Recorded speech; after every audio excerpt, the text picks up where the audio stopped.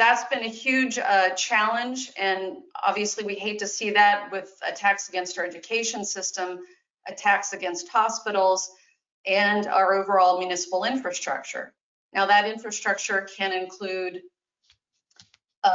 towns and cities in terms of just their overall operations, and it can include attacks against SCADA. SCADA being stands for Supervisory Control and Data Acquisition, also known as Industrial Control Systems. But those issues can also occur, against utilities, water, electric, things like that. So this is part of what I want to talk to you in terms of infrastructure issues, and hopefully give you all some information and some ammunition, if you will, if you need to bolster there's always this sort of advocating for budget aspect. And we run into that all the time. So I'm hoping that this presentation will give you some of those data points to help you make the plea for budget allowances. So Rosa, I'm going to go ahead and go to slide 3. Okay, Ron, if that's two all things, right. Rosa. I think I want to make sure you could see this correctly. It looks good?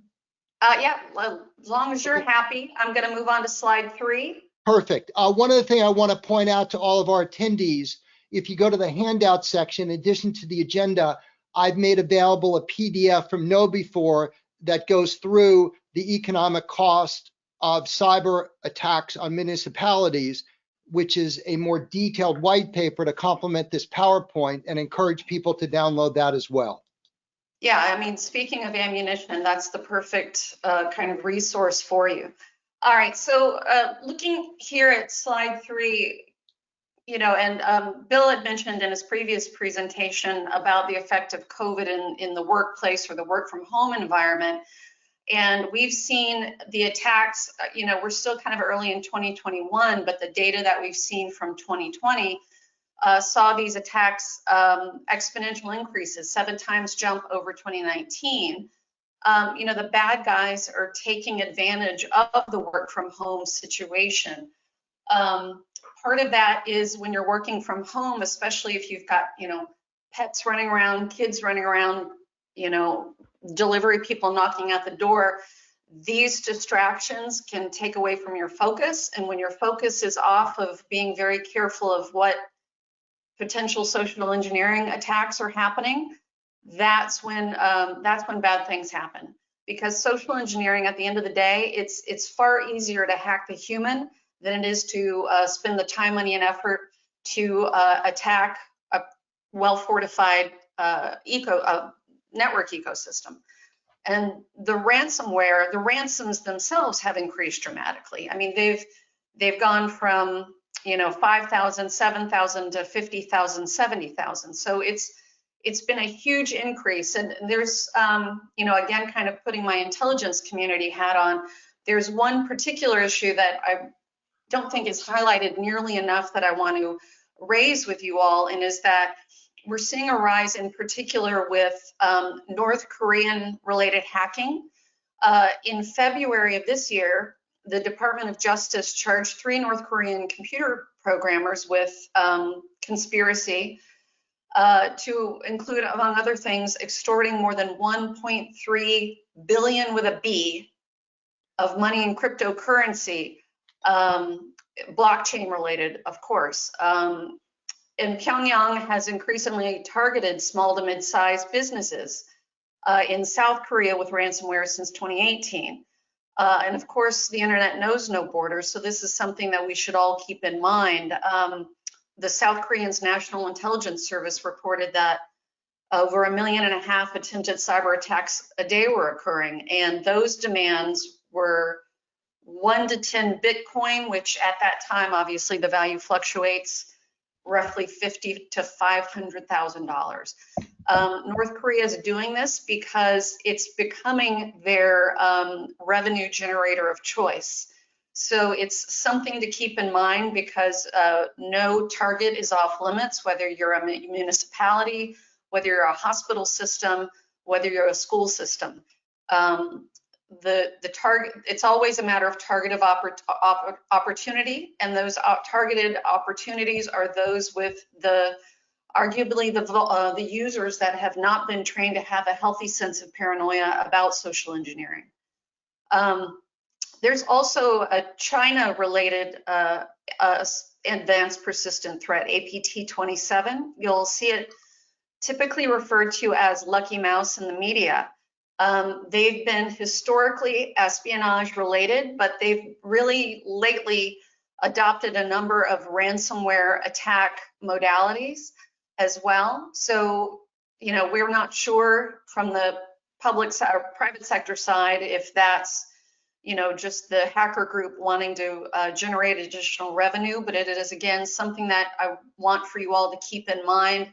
The attack surface is growing and the number of potential attackers is growing along with it. Next slide, please, Ron. And speaking of availability of attackers, so ransomware as a service, this is a fairly new phenomenon and it's a big new problem for business. It's relatively easy to use as a service, and now upwards of 2/3 of ransomware campaigns in 2020 have occurred via this methodology. It's proving useful for cyber criminals or criminals without much, if any, cyber bona fides who want to get a piece of the ransomware action to use this. They don't need the skills to do it, but they can still cash in. You don't need to be able to code or distribute the malware yourself. So developers are building out these ransomware as a service platforms and selling or leasing the malware, which obviously leasing's going to be the way most of these folks are going to go on dark web forums. And data exfiltration, which, you know, everyone saw SolarWinds in earlier this year that made so many headlines. What was the key component behind SolarWinds? Data exfiltration. It's become an increasingly popular tactic with ransomware hackers and at the enterprise and small to medium business level. And there are a lot of new participants because of this ransomware as a service platform. So these schemes allow sort of low-level attackers or people that were previously conducting criminal operations in some other venue to now conduct ransomware campaigns. And the developer can sit back, keep their hands clean, and just take a cut of the profit and of the, you know, the ransom that's paid for that decryption key. And there's a popular myth I wanted to dispel. You know, when I'm looking at the second to last data point about data backups and especially the myth of cloud security. And by that, I mean, I did an interview a couple of months ago with a journalist, and she said to me that the cloud was unhackable. And I said, who told you that? And she said, well, it was another cybersecurity person I spoke to earlier. And I said, that's simply not the case. Cloud apps are just as vulnerable to ransomware as a desktop computer, including file sharing, collaboration, social networking. These are becoming common ways of spreading malware, to include ransomware, within the cloud infrastructure. It's going in at the app level, or, you know, often cloud hacks occur because, you know, the container's been rolled out, but it's left at its default settings. So we see many towns and cities just don't have the resources to ensure the state-of-the-art security for their data. And this is where the ransomware aspects come in. So if you're paying the money to move into cloud infrastructure, well, ransomware is adapting, and those developers developing the ransomware as a service is adapting just as quickly. There's a piece of ransomware called Cerber. It targeted Office 365 users, introduced malicious macros in Office documents via email attachments, which again, these are users clicking on email attachments when they don't stop and double check to make sure that the sender actually sent it, that it's genuine, that they weren't trained to have that healthy sense of paranoia, right? So they click on that macro. And typically 365 automatically disables macros, but Cerber uses social engineering to trick users into bypassing the security feature. So that's why a good security awareness training program is so vital as part of your holistic view towards securing your infrastructure. Most cloud providers offer a recovery option to revert to previous file versions, but that certainly doesn't mean that you're safe from ransomware as a whole. Ron, if you wouldn't mind, I could use my next slide, please, sir. Thank you, thank you. So speaking of making sure about the integrity of your data, backups. One of the questions that we see so frequently arise with the issues of ransomware is what kinds of backups, how frequently, how often. And based on the kinds of backups, it's potential that your backup could also fall victim to ransomware. Municipalities are ideal targets for cyber criminals. They provide essential services, and those services require a financial infrastructure, so credit card payments, ACH payments that are supported by local taxpayers and the federal, state, and local government. In 2008, a city was hit by ransomware, and that ransom was around $55,000 Bitcoin equivalent. There was an enormous amount of downtime, and that $55,000 ransom, it's projected, costed that particular company about $17 million. Once a ransomware attack occurs and the ransom demanded, it's hard to escape the fiscal cost, whether you're paying the ransom or paying for the cleanup. And cities and states are no better off than hospitals and school systems in this regard in terms of the sensitive information that can be lost. And there's also, unfortunately, the PR aspect, because all of these incidents make headlines. My company is based in Florida. In the last couple of years, we've had a number of cities and municipalities fall victim to ransomware, and cities that didn't have insurance, may or may not have had a good security awareness training program in place, fell victim and had to pay an enormous amount of money after investing a huge amount in recovery. Ransomware attacks cause a lot of denial of service, the downtime, data loss, even possibly intellectual property theft. We've noticed that in our analysis, downtime tend to result in about 9.5, 10 days worth. Downtime is usually measured in minutes and hours. And so we're talking about almost 2 business weeks of length in downtime. So, that period of lockdown, it's always necessary that a city's services, they can't be accessed. And any of the after actions on these ransomware incidents, you see the pain that it causes the citizens of these environments. So it's very, very strenuous. And again, it's not just backups, it's training your users to make sure to know what to suspect so they can avoid that social engineering attack in the first place, whether it's that cloud attack or it's in an on-prem environment. Ron, next slide, please.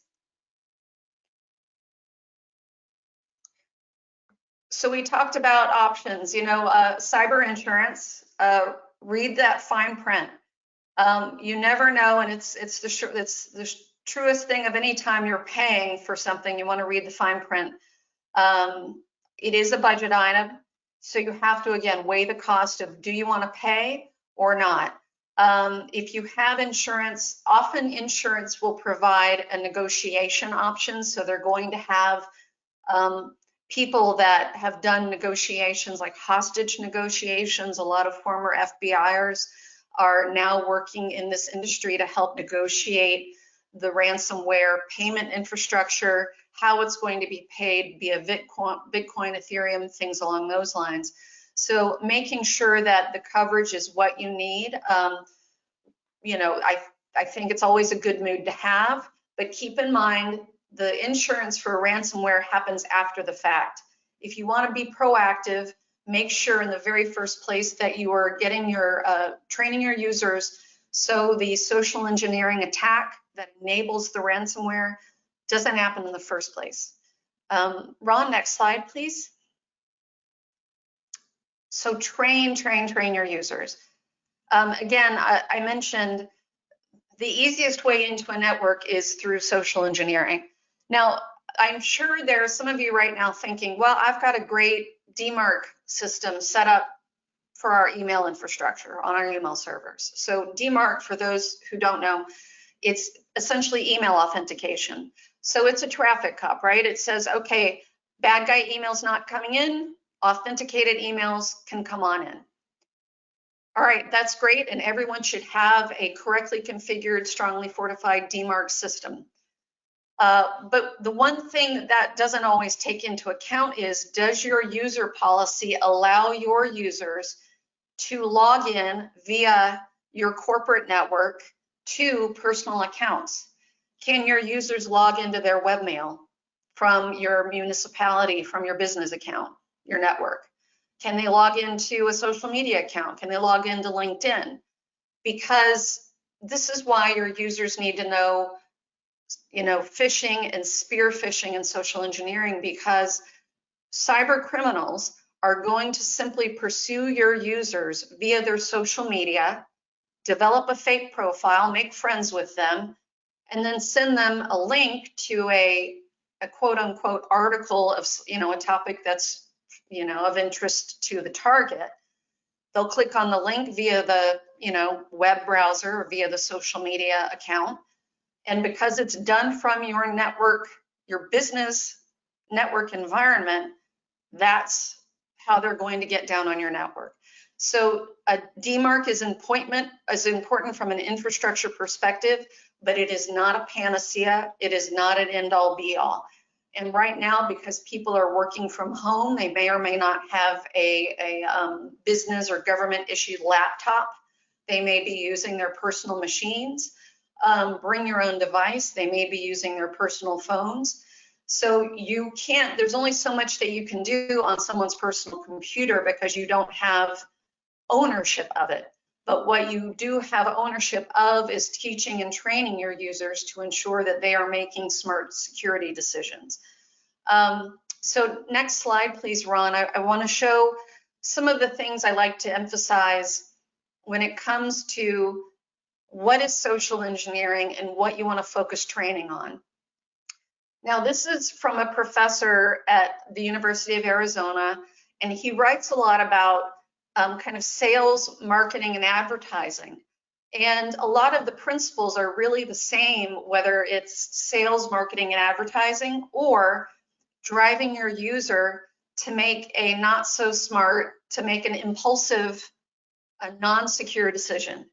So, think about those advertisements that say act now, or, the next few people that respond to this in the next 30 minutes are going to get X amount of discount. So that's an urgency technique. So these principles, they use conformity, they use scarcity, which I say urgency. If there's only, 50 available in the next 30 minutes, that's scarcity. A lot of what we call business email compromise, that's a form of social engineering that uses authority.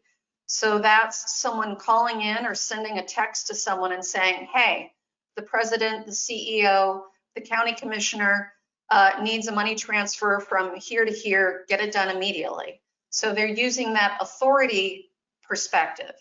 And someone who's been trained well with understanding and spotting social engineering will immediately suspect that and will call the CEO or call the county commissioner and say, was this you? Is it genuine?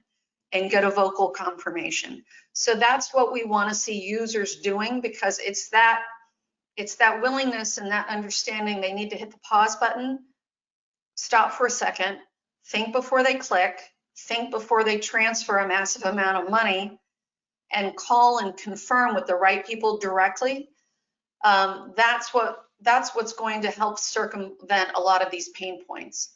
And there are a lot of very specific things that we want users to be trained to flag. And then Ron, if you could show that next slide, please. So we call these social engineering red flags. And whether it's, again, whether it's social engineering in pursuit of ransomware, whether it's social engineering in pursuit of a business email compromise of some sort, you know, a lot of these hallmarks are going to be the same.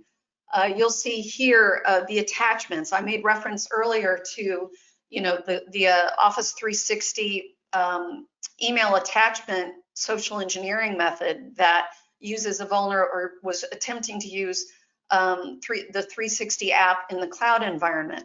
If you're not expecting an attachment, if you're not seeing a file extension that makes sense to you, before you even risk clicking on it, you want to train your user to call the person that sent it, to confirm they sent it, to confirm the name of the file, things along those lines, just to make sure and double check. Making sure that they recognize that the domain name is spelled correctly, because we all know bad guys, as part of social engineering, they're going to use, you know, if they're going to use, so Angel Beat, if they spell beat, B-E-E-T, Angel Beat, that's a social engineering flag. Those are the things that we want your users to be trained to spot, to flag, to call IT, to call the supposed sender, to confirm before bad things happen. You know, this is what we want to happen for all users at all times, because even at home and in their home environment, if your users are logging into the network remotely, they're still, even when we're, you know, back in an office working, you know, in a post-COVID environment, they're still going to have these social engineering approaches, and it's going to make them safer at home as well as at work. And hopefully also, you know, they can pass these lessons on to their loved ones and friends and family, because, you know, at the end of the day, we want everyone, irrespective of where they are, who they are, to be more secure in their day-to-day. So Ron, if you could pass for me one more slide. So there's a small to-do list. You know, again, train your users. And a big part of what the feedback we get, and what I want to emphasize is, if you don't have a security awareness training platform, or you have one and haven't done this yet, please keep in mind, there's IT, but there's also working with human resources, working with legal, making sure you've got all that management buy-in. You don't want anyone to be surprised when that first simulated phishing campaign goes out.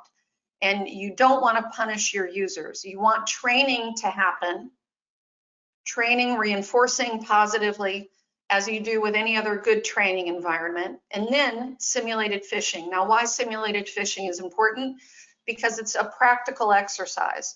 I always use the analogy when I was growing up and practicing piano, my piano teacher would always say, practice, practice, practice. Well, you know, I couldn't play Mozart if I practiced once a year, and I had to have my fingers on the keyboard. Well, this is the same way. A simulated phishing, simulated social engineering happens when the fingers are on the keyboard. So if your user, and it's almost inevitable without it, it's going to take practice, but if they do eventually click on one of your simulated phishing emails, they will never forget it. They will never forget that happening. They're going to learn from that, and that's going to make them better, stronger human firewalls for your organization. Also, you know, when and hopefully if and when you have pen testers checking your environment, ensure that they're testing not only virtually with social engineering, but checking your physical environment for social engineering as well. Don't forget that things like trafficking, tailgating through a front door to get physical access into an environment, that's an easy way in. Or dumpster diving, making sure your, you know, trash is shredded, things like that. You know, again, going back to the earlier slide about backups, offsite backups, offline backups for your crown jewel information. If it's air gapped, okay, it's not going to be up to date day to day, but it sure is going to be safe from ransomware. So your crown jewel top tier information, back that up, keep it offline. You know, make sure you've got a chain of responsibility associated with that. Also, you know, limiting permissions, you know, in the intelligence community, we call it need to know. At the file and folder level, just making sure that is as locked down as humanly possible. And also, I'm a big fan of network traffic monitoring. So, you know, these automated systems, they can either detect ransomware while it's, you know, churning through and actively encrypting files and folders. And it can also flag when there's just unusual traffic activity. So that goes back to the data exfiltration point that I'd also mentioned earlier. And one thing I wanted to highlight also, Ron, if you could go to the next slide. We have at my company a ransomware simulator. It's called Ransom, and it tests against, I think the current number is 21 types of infection scenarios. So again, I think in addition to the white paper that Ron mentioned earlier, one of the best ways that you can make the case of, I need more money to invest in security awareness training, I need more money to invest in hardening our DMARC setup, et cetera, is running the ransom on your ecosystem and just seeing what the results are.